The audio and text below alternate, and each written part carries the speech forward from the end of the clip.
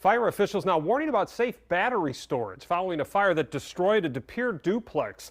This comes after an e-bike was blamed for that fire early this morning. Our Sam Goodman has more on the investigation. De Pere Fire says the call came in around 1:30 to 2 a.m. this morning for a structure fire at a duplex in Ledgeview. The electric bike in the garage is on fire. When crews arrived, the building was engulfed in flames, the fire extending to both sides of the duplex. Firefighters on scene got water onto the building quickly, and it was under control within about 20 minutes. The battery of the e-bike cited as a contributor to the fire. If that's the case, that is what intensifies the fire. Those lithium-ion batteries can put off a lot of heat very, very quickly and really excel the fire much quicker than a normal regular fire would be. The initial call from the homeowners also mentioned fireworks in the garage, but officials say they did not see any going off when on site.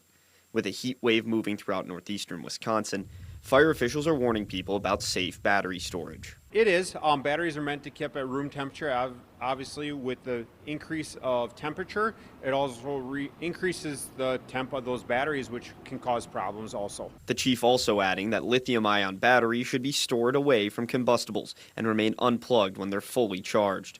Everyone inside made it out safely, and firefighters also rescued a cat and a dog, still receiving medical care. The building was completely lost. In Ledgeview, Sam Goodman, Action 2 News.